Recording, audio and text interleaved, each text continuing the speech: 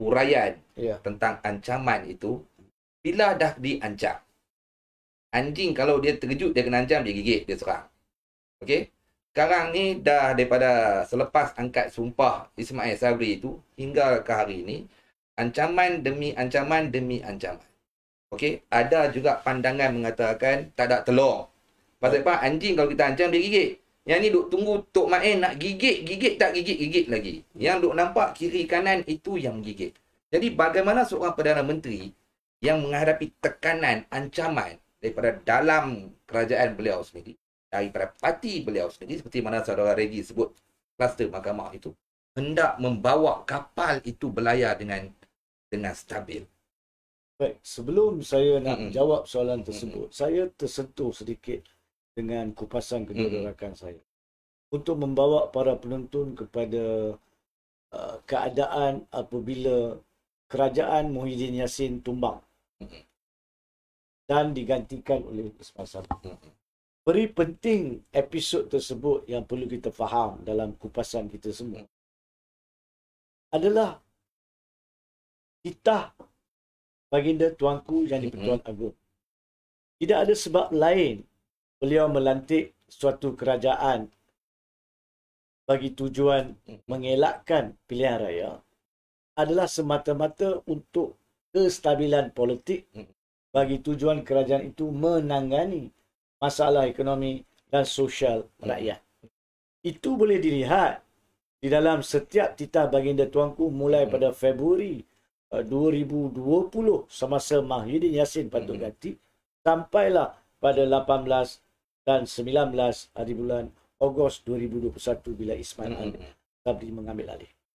Nah, pokoknya, maksudnya, kalau Ismail Sabri jujur dan ikhlas untuk melaksanakan tanggungjawab sebagai Perdana Menteri yang dilantik oleh Kebawah Duli Yang di-Pertuan Agong, dia sepatutnya mencari jalan untuk menyelesaikan perkara-perkara asas rakyat. Sebab ini bukan kerajaan dipilih. Muhyiddin bukan kerajaan dipilih, Ismail Sabri bukan kerajaan dipilih. Ia ni adalah Perdana Menteri yang dilantik untuk membentuk kerajaan. Dia tidak mempunyai mandat untuk membuat polisi-polisi yang jauh lebih luas, yang jauh melangkah untuk memajukan negara sampai ke tahap selepas 5 tahun seperti biasa mana-mana kerajaan yang diberi mandat pilihan raya. Itu perbezaan yang para pemimpin kita pada hari ini, terkini ni, tidak mahu sentuh. Mereka tidak nampak dan tidak mahu terima hakikat mereka bukanlah kerajaan dipilih. Dalam bahasa mudanya, dia cuma suatu kerajaan campuran bagi tujuan mengurus tadbir sampai ada masa buat PRU. Itu titah baginda Tuanku. Tapi apa yang berlaku untuk Ismail Sabri secara khusus, sebab topiknya Ismail Sabri, daripada peringkat awal banyak masalah yang dihadapi seperti mana yang Muhyiddin Yassin hadapi. Tapi terkini bagi saya ada dua. Dua yang dia patut faham kalau dia boleh fikir dengan ikhlas. Pertama sekali, dia mempunyai tekanan daripada Bersatu atas apa yang mereka mengatakan perjanjian persefahaman pada 17 hari bulan Ogos tahun 2021, iaitu pada masa sehari selepas Muhyiddin Yassin meletak jawatan dan 4 hari sebelum dia mengangkat sumpah, Ismail Sabri mengangkat sumpah sebagai Perdana Menteri, di mana dikatakan Bersatu ataupun perjanjian itu adalah antara Perikatan Nasional dan Ismail Sabri mengatakan kononnya ada jawatan timbalan Perdana Menteri dijanjikan kepada Bersatu. Nah, pada masa pembentukan kerajaan tersebut, pada masa pelantikan Ismail Sabri tersebut, perkara ini tidak didedahkan kepada rakyat. Tidak ada langsung Ismail Sabri ataupun Muhyiddin Yassin berani bagi tahu kepada rakyat, kami ada perjanjian. Di mana ni Bersatu minta timbalan Perdana Menteri. Ada diberitahu? Tak ada. Kita tak tahu langsung. Dan semestinya UMNO pun tak tahu sebab perjanjian itu bukan dengan UMNO. Apatah lagi seperti saudara Regi mengatakan, kluster itu berada di luar kerajaan. Zaman Muhyiddin pun mereka tidak akan tahu. Adakah Ismail Sabri maklumkan perjanjian itu kepada UMNO? Wallahualam. Tapi daripada respons yang kita lihat, tidak tahu. Tapi pada 1 hari bulan Julai tahun ini, 12 hari yang lalu, Muhyiddin Yassin secara tiba-tiba membuat suatu kenyataan. Saya telah berjumpa dengan Ismail Sabri somewhere in Kelantan, Pasir Mas ke apa.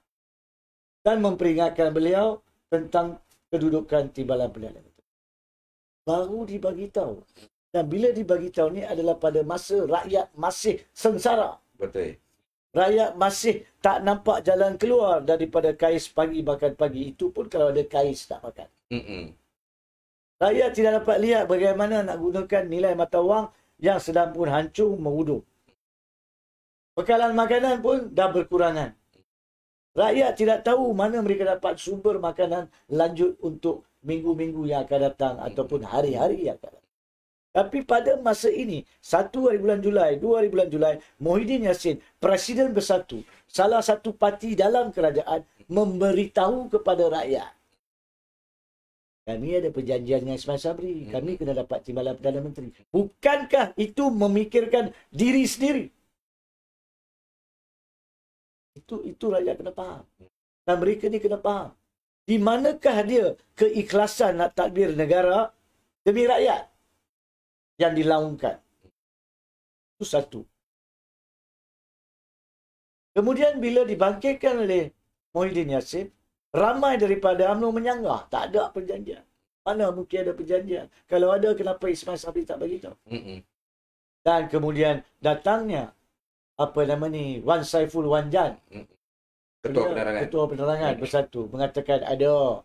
Kemudian datangnya Marzuki Muhammad, bekas Ketua Setiausaha Sulit daripada Muhyiddin Yassin sebagai Perdana Menteri, mengatakan saya sediakan ada syarat-syarat lintas. Kemudian cuma satu je orang UMNO pada masa itu, Anwar Musa, tidak menafikan. Taqiyuddin pula pada hari semalam mengesahkan bahawa dia menyediakan perjanjian tersebut yang ditandatangani oleh Ismail Sabri, ditandatangani oleh Muhyiddin Yassin, disaksikan oleh Menteri UMNO Anwar Musa, disaksikan oleh Menteri Bersatu Hamzah Zainuddin. Baik, dan telah disediakan oleh salah seorang menteri pada masa itu, PAS Taqiyuddin. Kenapa ini tidak diberitahu?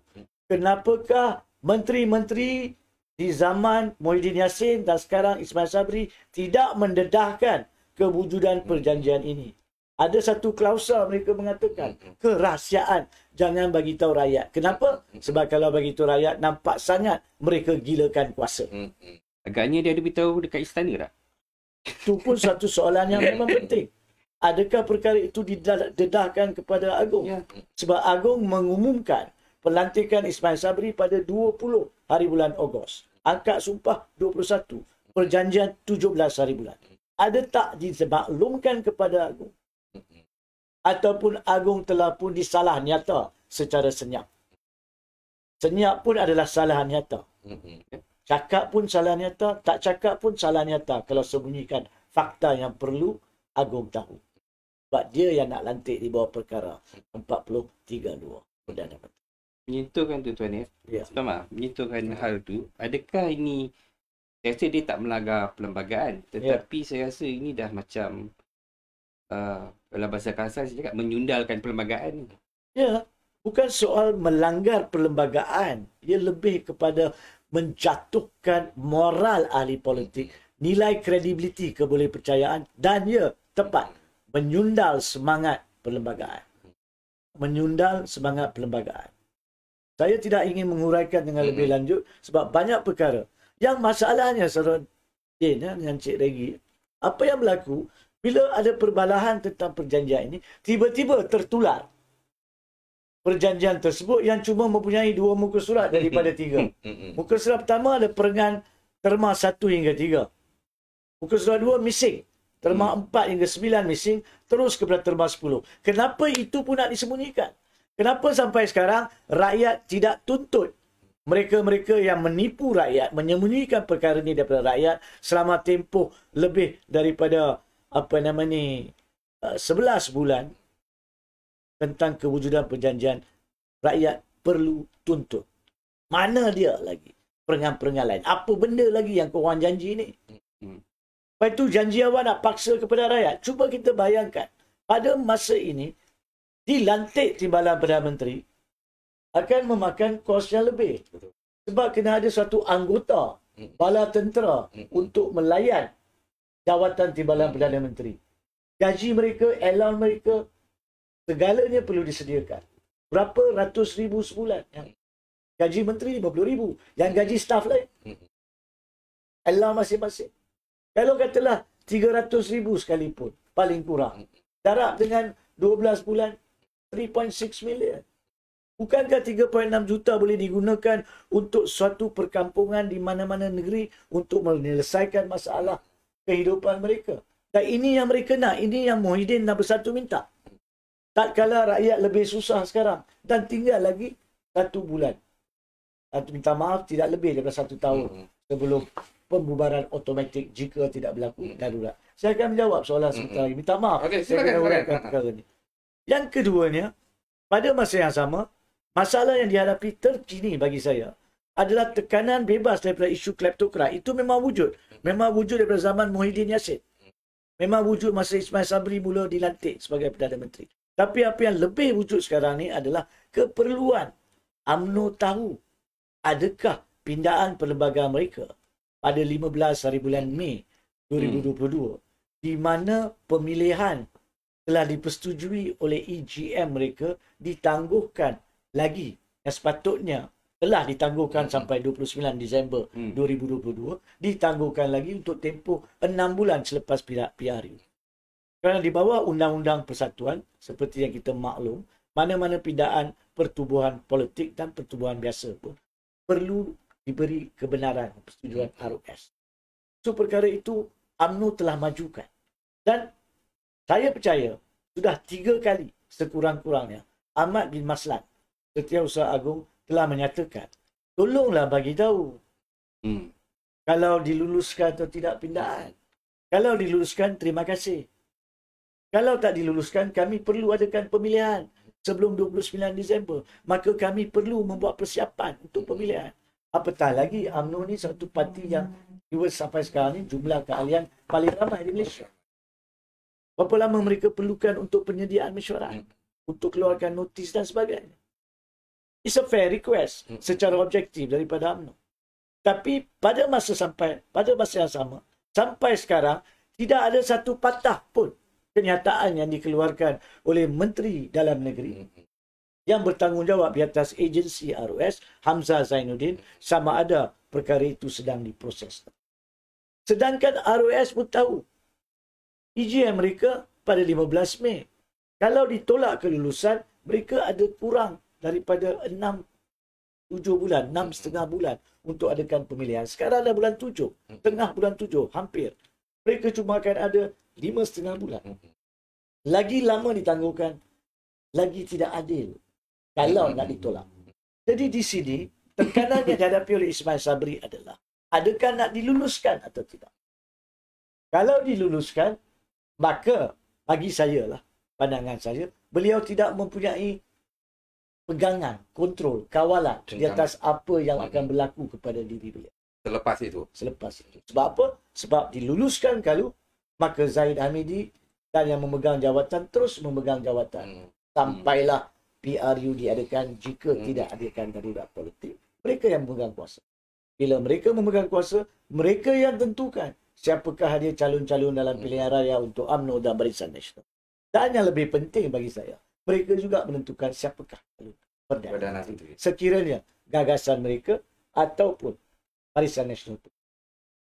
Tapi kalau ditolak permohonan tu, maka adakah dengan tekanan lanjut, bukan saja kleptokrat yang perlukan pilihan raya cepat untuk mereka cuba tukar kerajaan, untuk cuba menguasai pihak berkuasa di pejabat peguam negara untuk gugurkan pertuduhan. Bukan mereka saja. Yang ahli UMNO lain pun net marah dengan keputusan tidak dibenarkan pindaan perlembagaan diterima. Maka mereka akan menekan untuk PRU. Kalau diadakan PRU, yakni kalau menteri-menteri ataupun ahli-ahli Dewan Rakyat menarik balik sokongan, dia dah jatuh sebagai menteri dan dia kena menghadap. Tapi kalau dia luluskan, pun dia tak semestinya akan kekal sebagai Perdana Menteri sebab mereka juga akan tekan untuk adakan. Ya. Jadi di sini bagi saya, di mana-mana sekalipun, kalau balik kepada isu bersatu, kalau dia bagi jabatan timbalan Perdana Menteri, rakyat akan ceboh dia. Dan besar kemungkinan UMNO akan tarik balik sokongan. Dan kalau dia tak bagi pula, walaupun betul saudara Regi mengatakan butang Muhyiddin Yassin tidak dijumpai dan mungkin tidak dijumpai, tapi saya percaya demi ego mereka, dia akan ditekan oleh orang bersatu. Terutamanya kononnya calon timbalan Perdana Menteri untuk tarik balik sokongan. So ada kemungkinan ditarik balik sokongan daripada bersatu. Apakah kesudahan Ismail Sabri? Kiri, kanan, depan, belakang, atas, bawah, orang tarik balik sokongan. Pilihan yang dia ada, tidak lain tidak bukan. Seperti yang disentuh oleh saudara Regi tadi, yang pernah kita bincang banyak kali. Satu perkara yang penting Ismail Sabri faham adalah kembali kepada kenapakah dia dilantik sebagai. Dan kalau dia kembali, kenapa dilantik sebagai Perdana Menteri? Untuk urus tadbir ekonomi dan sosial. Tapi kalau ditanya dengan jujur kepada diri, dengan segala pergolakan terkini yang lebih buruk daripada pada masa dia jadi Perdana Menteri, semestinya dia tidak boleh konsentrate, tidak boleh fokus, tidak boleh khusus untuk selesaikan masalah rakyat ini. Tidak mungkin. Sampai kita tengok harga barang naik, dibuat jawatan kuasa 25 orang yang mengandungi kebanyakannya menteri-menteri yang telah gagal. Tak masuk akal jalan-jalan yang dicari. Jadi satu-satunya cara, hadaplah baginda tuan. Bagi tahu kepada baginda tuanku, buat apa sekalipun dia hancur. Nasihat kepada baginda tuanku, sebaiknya lumpuhkan politik. Buat darurat politik. Dia boleh kekal sebagai Perdana Menteri. Tapi sebagai jemaah menteri semua akan hancur. Akan jatuh. Itu konsep darurat politik. Dia kena nasihatkan jemaah menteri digugurkan.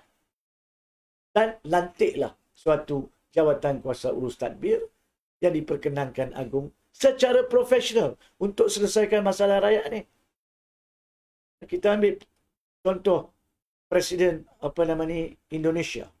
Dia boleh berani dan diterima antara bangsa untuk pergi berjumpa dengan Zelensky, Ukraine, dan berjumpa dengan Putin, Rusia. Di mana dia berjaya untuk mendapatkan suatu jalan bagi kapal keluar daripada lautan Baltik untuk sampaikan tepung, gandum di Indonesia. Dia selesaikan masalah bekalan kerana dia masih ada kredibiliti di mata antarabangsa. Di manakah kredibiliti para pemimpin kita? Di manakah kredibiliti Ismail Sabri? Dia tahu dia tak boleh berfungsi.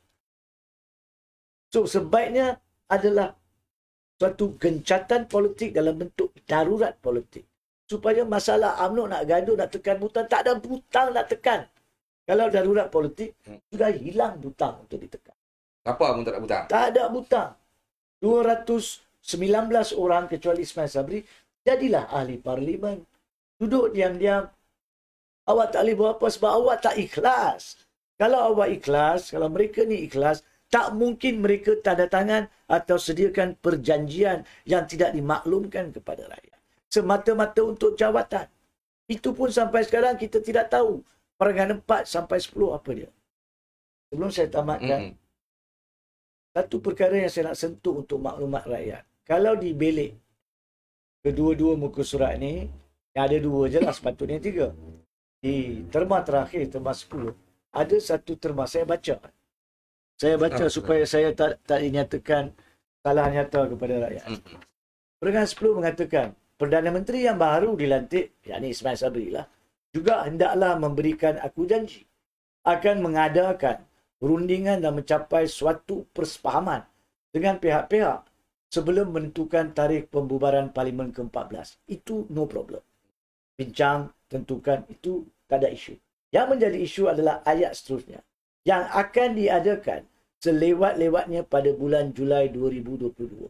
Rakyat tahu ke bahawa Ismail Sabri telah berjanji, kata sepakat dengan Muhyiddin Yassin dan yang menjadi saksi-saksi ini semua, bahawa tarikh yang mereka setuju untuk bubarkan parlimen di bawah memorandum ini ya, yang Taqiyuddin mengatakan memorandum bukannya perjanjian.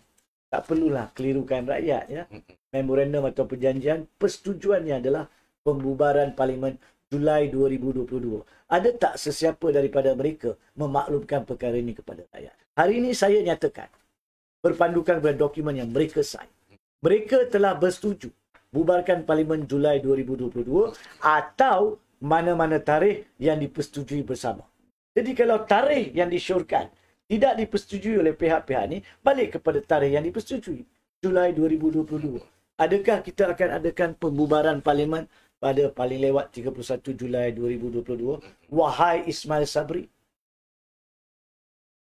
Ini perkara ni rakyat kena tanya. Rakyat tak boleh just terima bulat-bulat apa yang ditipu, apa yang diselindung dan dikeluarkan sekerat-sekerat. UMNO mungkin tidak tahu perkara ini, tapi Anwar Musa menjadi saksi. Apa nama ni? Ismail Sabri adalah orang UMNO. Disaksikan juga oleh Hamzah Zainuddin, Muhyiddin Yassin sign, dan disediakan oleh Taqiyuddin Hasan. PAS. Tiga-tiga pihak utama dalam Kerajaan Perikatan Nasional nombor 2 ini mengetahui bahawa mereka telah kononnya bersetuju Julai 2022. Sebab itulah rakyat, sekarang kita nampak kenapa pada 18 September 2021 Ismail Sabri menandatangani MOU perjanjian persefahaman dengan Pakatan Harapan untuk mengadakan persefahaman itu sampai 31 Julai 2022. Sebab mereka dalam kerajaan telah bersetuju tarikh pembubaran 31 Julai. Sebab itu UMNO akan terus menekan. Bukan sahaja bahagian kleptokrat, orang UMNO sendiri. Sebab ada tarikh ditentukan. Iaitu bulan. Walaupun tidak disebut tarikh, bulan. To be fair, take the last date, 31 Julai. Tarikhnya sama dengan MOU Pakatan Harapan. Sekarang nampak tak pembohongan yang mereka lakukan dengan mendiamkan diri? Kenapakah isu negara ni perlu mereka selindung daripada rakyat? Apa hak mereka untuk selindung perkara ni? Sedangkan mereka bukan dipilih oleh kita. Mereka menjadi kerajaan kerana terpaksa dilantik. Dan mereka masih nak menggadaikan masa depan kita. Kemudian mengatakan prerogatif Perdana Menteri untuk menasihati Agung bila nak bubarkan. Nak prerogatif apa bila awak dah setuju sebelum dia jadi Perdana Menteri? Nampak tak? Rakyat nampak tak? Kualiti pemimpin yang kita ada sekarang, majoriti daripada mereka, terutamanya dalam kerajaan, tiada kredibiliti, tiada keikhlasan. Merepek. Tipu muslihat. Saya minta maaf. Tapi pendedahan perjanjian ni, saudara Cik Din, Cik Regi, membuktikan apa yang kita duk khawatiri. Ini for me is the climax of it. Itu sebab tajuknya adalah tentang ketidakstabilan terkini. Yang latest at this time, what are we facing? Lies after lies after lies sekarang crystallizes. Terserlah. Saya serahkan kepada rakyat. Tapi Ismail Sabri, awak masih berkemungkinan boleh menunjukkan kepandaian yang awak terpaksa korek dalam kepala awak, keberanian untuk menghadap tuanku, dan daruratkanlah politik. Daruratkan politik. Rakyat tidak sanggup menerima penipuan dan muslihat berterusan. Terima kasih.